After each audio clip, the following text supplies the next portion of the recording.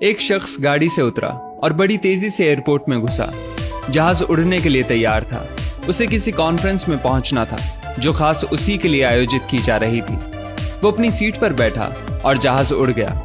अभी जहाज कुछ दूर ही उड़ा था कि कैप्टन ने ऐलान किया, तूफानी बारिश और बिजली की वजह से जहाज का रेडियो सिस्टम ठीक से काम नहीं कर रहा, इसलिए हम करीबी एयरपोर्ट पर उतरने के लिए मजबूर हैं। जहाज लैंड होते ही अब वो शख्स बाहर निकला और कैप्टन से शिकायत करने लगा कि उसका एक एक मिनट कीमती है और होने वाली कॉन्फ्रेंस में उसका पहुंचना बहुत जरूरी है। पास खड़े दूसरे मुसाफिर ने उसे पहचान लिया और बोला, डॉक्टर पटनायक, आप जहां पहुंचना चाहते हैं टैक्सी द्वारा यहां से केवल 3 घंटों में पहुंच सकते हैं। डॉक्टर ने उस शख्स का शुक्रिया अदा किया और टैक्सी लेकर निकल पड़ा।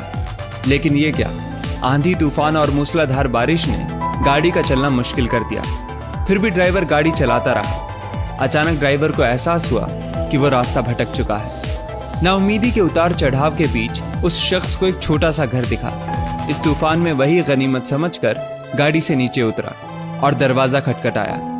आवाज आई, जो कोई भी है अंदर आ जाए, दरवाजा खुला है। अंदर एक बुढ़िया आसन बिछाए भगवत गीता पढ़ रही थी। उसने कहा, माँ जी, अगर इजाजत हो तो आपका फोन इस्तेमाल कर लूं। बुढ़िया मुस्कुराई और बोली, बेटा, कौन सा फोन? यहाँ ना बिजली है ना ही फोन। लेकिन तुम बैठो, सामने चरणामृत रखा है, पी लो, थकान दूर हो जाएगी।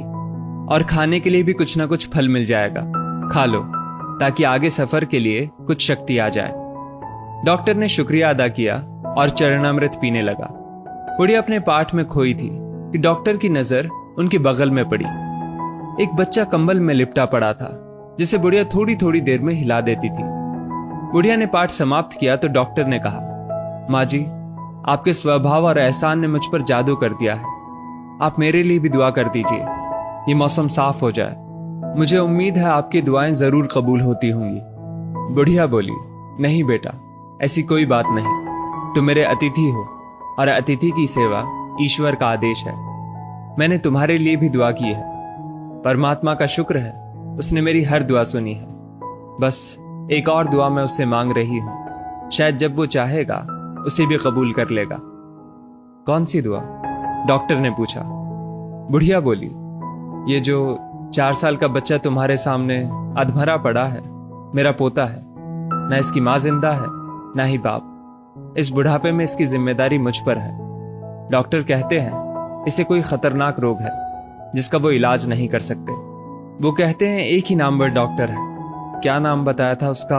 हाँ, याद आया, डॉक्टर पटनायक। वो इसका ऑपरेशन कर सकता है। लेकिन मैं बुढ़िया कहाँ उस डॉक्टर तक पहुंच सकती हूँ? बच्चे को लेकर जाऊं भी तो पता नहीं वो देखने के लिए राजी भी हो या नहीं। बस अब बंसी वाले से यही मांग रही थी कि वो मेरी मुश्किल आसान कर दे।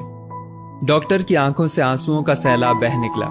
वो रूंधे कंठ से बोला, माई, आपकी दुआ ने हवाई जहाज को नीचे उतार लिया, आसमान पर बिजलियां कौंधवा दी, मुझे रास्ता भुलवा दिया ताकि मैं यहां तक खींचा चला आऊं। हे भगवान, मुझे यकीन ही नहीं हो रहा कि कन्हैया एक दुआ कबूल करने के लिए अपने भक्तों की इस तरह भी मदद कर सकता है।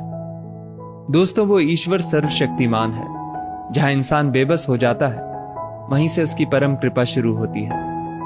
यदि इस वीडियो दोस्तों वीडियो अच्छी लगे तो लाइक शेयर सब्सक्राइब अवश्य करना। मिलते हैं अगले वीडियो में।